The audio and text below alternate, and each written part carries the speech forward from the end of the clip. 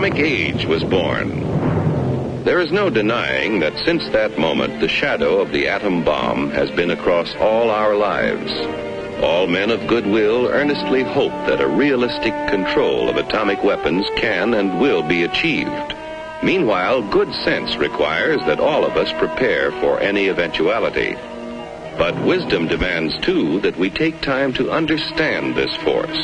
Because here, in fact, is the answer to a dream as old as man himself. A giant of limitless power at man's command. And where was it science found that giant? In the atom, a particle so infinitely small that it takes over 100 billion atoms to make up the head of a pin.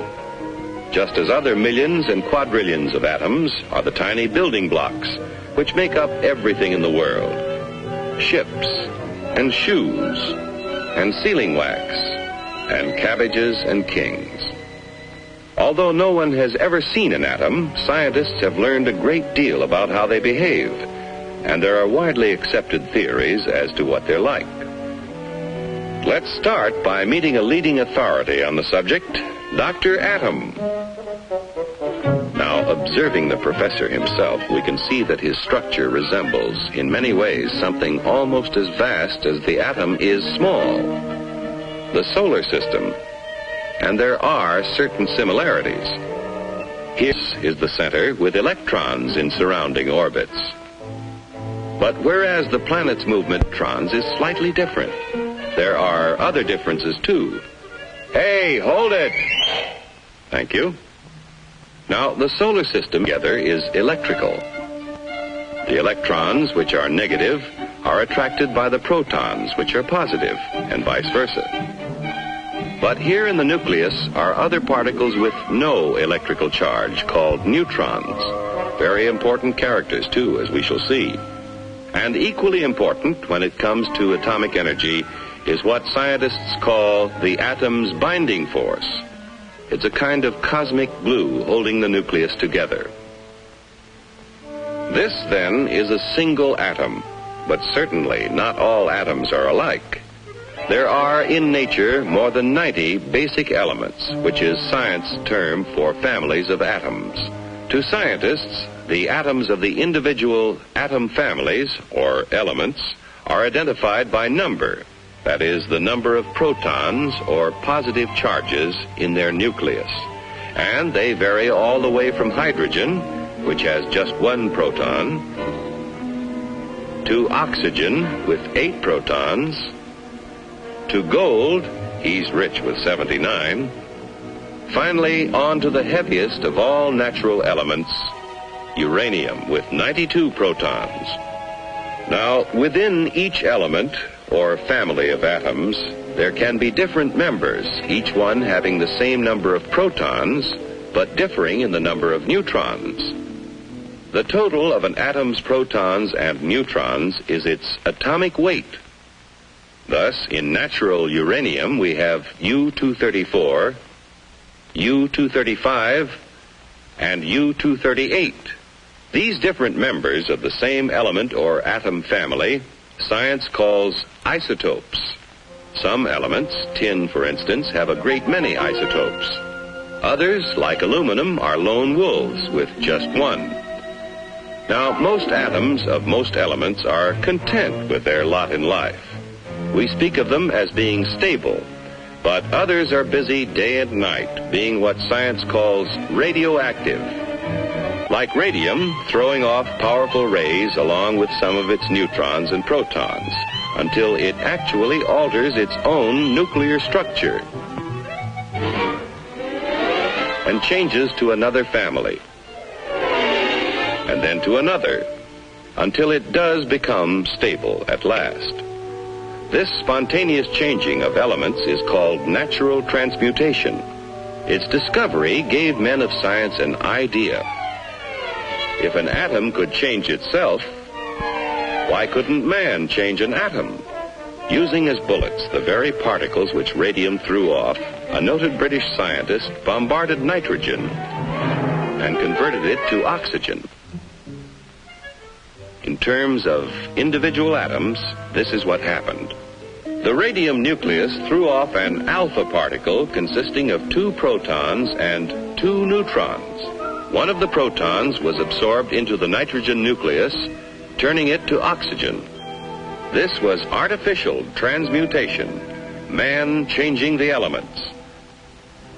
From that first experiment, others by the thousands followed as scientists devised ever more powerful particle accelerators, commonly called atom smashers, to transmute more and more kinds of atoms.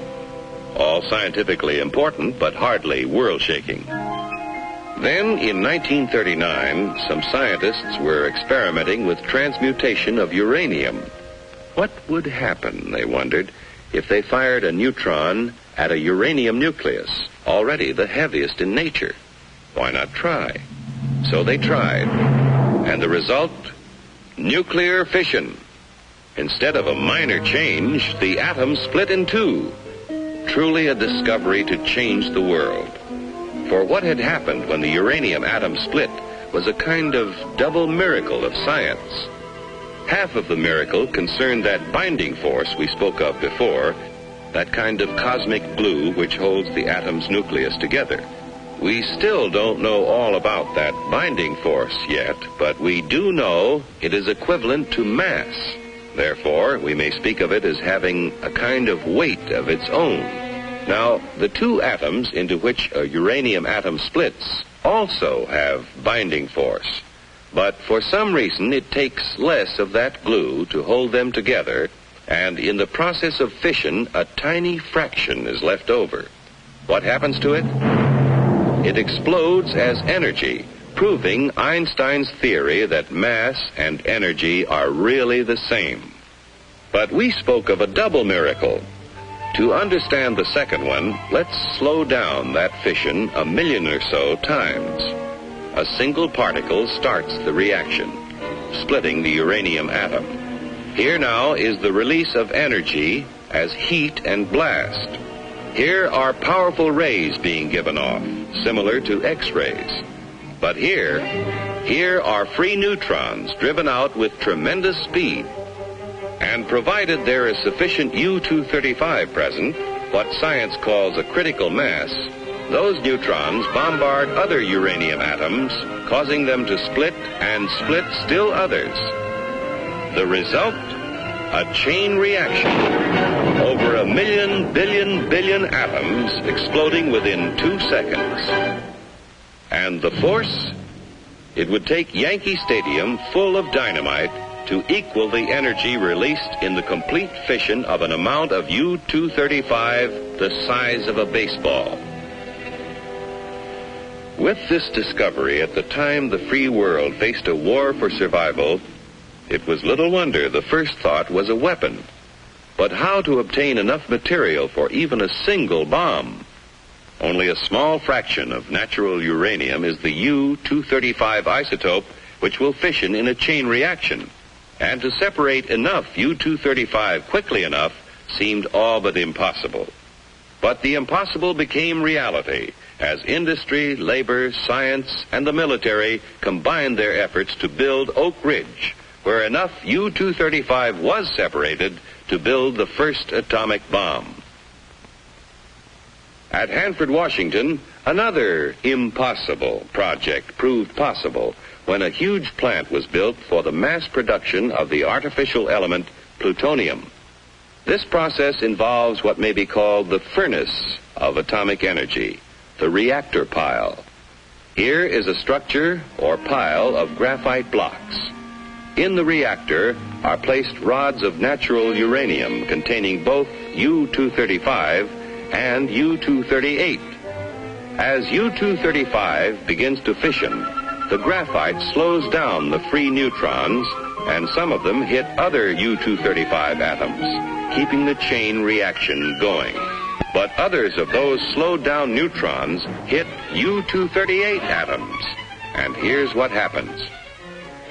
Remember, we said that U-238 wouldn't support a chain reaction. However, it will capture neutrons from U-235 fission and start a process which converts the U-238 first to neptunium, then to plutonium. And plutonium will fission in chain reaction. Thus, the reactor itself is a source of atomic fuel.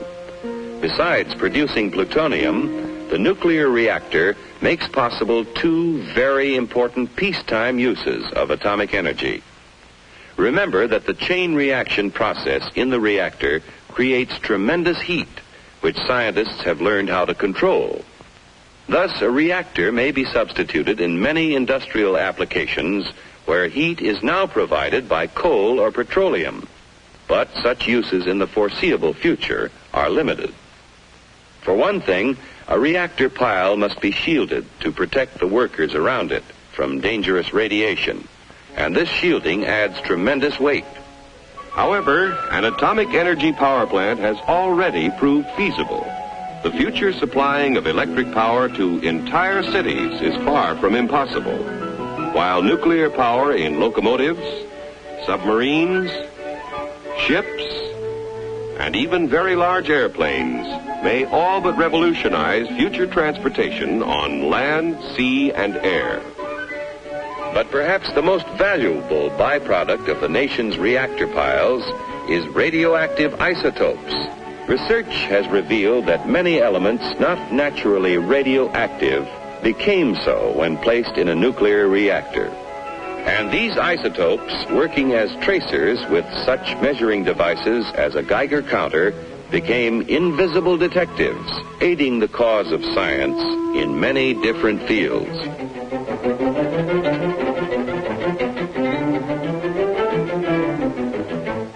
In agriculture, isotopes are now used to test such things as the effect of fertilizers on plant growth and the proper timing for their use, helping to assure bigger and better yields from tomorrow's farms. In industry, isotopes have found literally hundreds of new uses, such as the automatic thickness control of sheet aluminum, saving hundreds of man-hours of labor and assuring accuracy never before possible.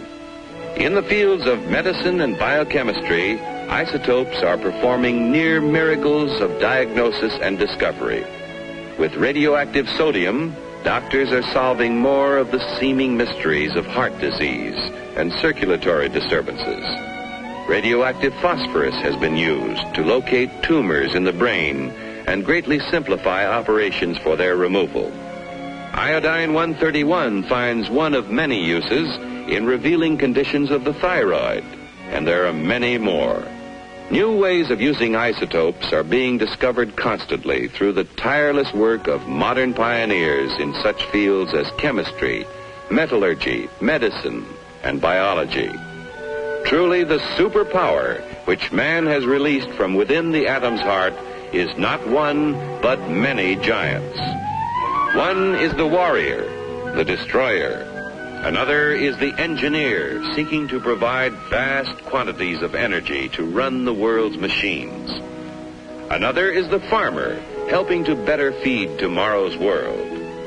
Still another is the healer, helping to diagnose and cure the sick. And the last is the research worker, working on in the fields of pure science to reveal more of the mysteries of the universe. But all are within man's power, subject to his command. On man's wisdom, on his firmness in the use of that power, depends now the future of his children and his children's children in the new world of the atomic age.